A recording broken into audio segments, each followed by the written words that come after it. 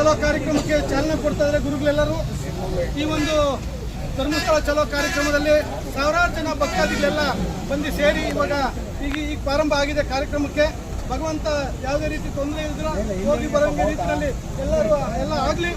ಏನು ನಮ್ಮ ಧರ್ಮದ ವಿಚಾರವಾಗಿ ಅಪಪ್ರಚಾರಗಳು ನಡೀತದೆ, ಇದನ್ನ ವಿರುದ್ಧವಾಗಿ ನಾವೆಲ್ಲ ದನಿ ಎತ್ತಬೇಕು. ಧರ್ಮಸ್ಥಳದ ಪರವಾಗಿ ನಾವೆಲ್ಲ ಇದ್ದೀವಿ ಅಂತ ಹೇಳ್ಬಿಟ್ಟು ನಾವು ತೋರಿಸಂತ ಕೆಲಸ ನಾವು ಮಾಡಬೇಕು ಅಂತ ಹೇಳೋದಕ್ಕೆ ಬಯಸ್ತೀನಿ. ಸಹಿತ ಯಾರೆಲ್ಲ ಧರ್ಮಸ್ಥಳ ಯಾತ್ರೆ ಮಾಡಬೇಕು, ಧರ್ಮಸ್ಥಳದ ವಿಶೇಷತೆಯ ಆ ಪವಿತ್ರವಾದಂತಹ ಸಾನ್ನಿಧ್ಯವನ್ನು ದರ್ಶನ ಮಾಡಬೇಕು ಅಂತ ಸಾಕಷ್ಟು ಜನ ಭಕ್ತರಲ್ಲಿ. ಆದರೆ ಪ್ರತಿಯೊಬ್ಬ ಭಕ್ತರು ಸಹಿತ ಇತ್ತೀಚೆಗೆ ನಡೆದಿರ್ತಕ್ಕಂಥ ಧರ್ಮಸ್ಥಳದ ಬಗ್ಗೆ ನಡೆದಿರ್ತಕ್ಕಂಥ ಅವಹೇಳನವಾದಂತಹ ಮಾತುಗಳು, ಒಂದಷ್ಟು ಬೇರೆ ತರಹ ಗುರುಗಳು ಇವೆಲ್ಲವನ್ನು ನೋಡಿ ಮನನೊಂದಿದ್ದಾರೆ.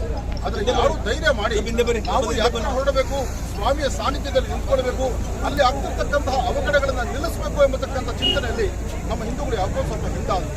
ಆದರೆ ಇವತ್ತದಲ್ಲ, ಇನ್ನು ಇವತ್ತು ಕಟ್ಟಿರುವಂತಹ ಕಂಕಣ, ಇವತ್ತು ಕೂಗಿರ್ತಕ್ಕಂತಹ ಧ್ವನಿ ಹರರವ ಪಾರ್ವತಿ ಪದೇ. ಶಿವಧ್ಯಾನ, ಶಿವನ ಆರಾಧನೆ ಬಹುಶಃ ಮುಹೂರ್ತಕ್ಕಾಗಿ ಕಾಯ್ತಿದ್ದೇನೋ. ಈ ಮುಹೂರ್ತಕ್ಕಾಗಿ ಕಾಯುವಂತಹ ಈ ಶುಭ ದಿನ, ಅದರಲ್ಲೂ ಶ್ರಾವಣ ಮಾಸದ ಕೃಷ್ಣ ಪಕ್ಷದ ಈ ಶುಭ ದಿನದಂದು ಇವತ್ತು ಚಾಲನೆ ಸಿಗ್ತಾ ಇದೆ ಮಾಲೂರಿನಿಂದ ಧರ್ಮಸ್ಥಳಕ್ಕೆ. ಬಹುಶಃ ನಾವು ಬಸ್ಸಿನ ಸಂಖ್ಯೆಗಳನ್ನು ನೋಡಿರಬಹುದು. ಇಲ್ಲಿರ್ತಕ್ಕಂಥ ಬಸ್ಸಿನ ಸಂಖ್ಯೆಗಳೇ ಸಾಕಷ್ಟು ಇದೆ.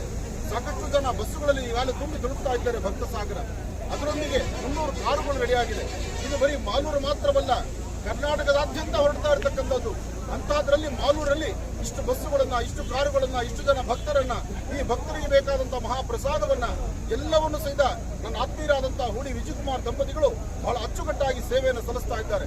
ಇಂಥ ಒಂದು ಬೃಹತ್ ಮಟ್ಟದ ಧರ್ಮ ಕಾರ್ಯ, ಧರ್ಮೋ ರಕ್ಷಿತ ಧರ್ಮದ ಉಳಿವಿಕೆಗಾಗಿ, ಧರ್ಮದ ನಿಲುವಿಗಾಗಿ ಸಾಧು ಸಂತರು ಎಲ್ಲರೂ ಸಹಿತ ಒಗ್ಗೂಡಿಸಿಕೊಂಡು ನಡೀತಿರ್ತಕ್ಕಂಥ ಈ ಒಂದು ಧರ್ಮಸ್ಥಳ ಚಲೋ ಎಂಬತಕ್ಕಂಥ ಧ್ವನಿ ಇದು ಅಪಾರವಾಗಿರ್ತಕ್ಕಂಥದ್ದು.